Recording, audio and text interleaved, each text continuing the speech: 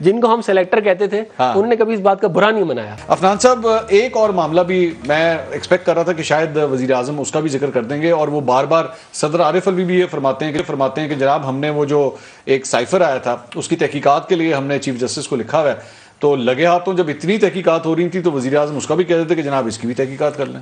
دیکھیں بات یہ ہے کہ اس کی تحقیق ہو چکی ہے. نیشنل سیکیورٹی جو کونسل تھی اس کے اندر یہ پوری کی پوری رپورٹ انٹیلیجنس ایجنسیاں دے چکی ہیں.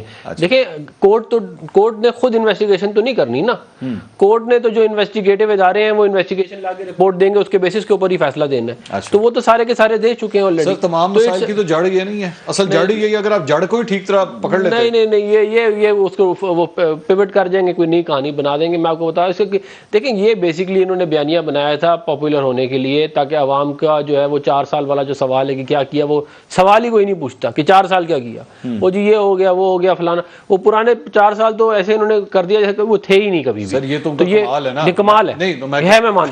میں مانتا ہوں میں یہ کہہ رہا ہوں کہ اگر انہوں نے یہ کر لیا تھا تو اس کو کاؤنٹر کرنے کا تو حل یہ تھا نا کہ عوام خود ہی فیصلہ کر لیتی کہ 4 سال کچھ کیا یا نہیں کیا.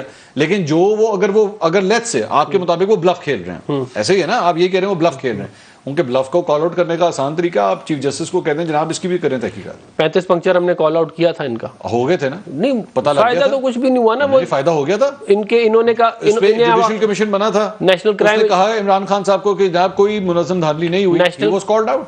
نیشنل کرائم ایجنسی نے رپورٹ دی کہ کوئی کرپشن نہیں ہے شہباز شریف صاحب کی, کوئی منی لانڈرنگ نہیں ہے. آج تک وہ کہتے ہیں جی کرپشن ہے. میں یہ بتا رہا ہوں, دیکھیں بات پتہ ہے کیا ہے, بات یہ ہے, میں آپ کو ایک مثال دیتا ہوں. آپ کو ڈیم بنانے کی, آپ کو موٹر ویز بنانے کی, آپ کو مہنگائی کو کم کرنے کی ضرورت ہی نہیں ہے. آپ کو محنت کرنی پڑے گی نا, آپ کو ٹیم بنانی پڑے گی. آپ جھوٹا بیانیہ بنا لی, آپ کہیں جی میرے دور میں 350 ڈیم بنے تھے, کون چیک کرے گا؟ آپ کہیں میرے دور میں سب سے زیادہ بجلی کے کارخانے لگے تھے, کون چیک؟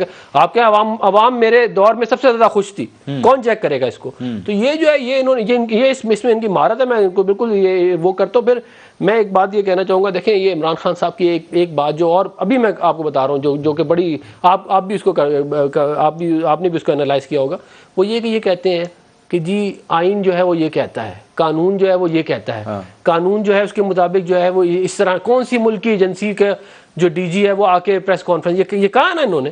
آپ مجھے بتائیں کون سا پولیٹیکل لیڈر یہ کہتا ہے کہ آئین قانون کو چھوڑ دو, تو جو میں کہہ رہا ہوں وہ کرو. نیوٹرل تو جانور ہوتے ہیں. گھر لوٹ رہا تھا تو تم چوکیدار جو ہو گیا کہتے ہیں اپنا, تم لوگوں نے سب نے ماضی میں مختلف الفاظ استعمال کیے, آپ لوگ سلیکٹر نہیں کہتے تھے. ہم نے کبھی جن کو ہم سلیکٹر کہتے تھے نا, انہوں نے اچھا چلیں بتائیں کون. جن کو ہم میری گزارش سن لیں, جن کو ہم سلیکٹر کہتے تھے انہوں نے کبھی اس بات کا برا نہیں منایا.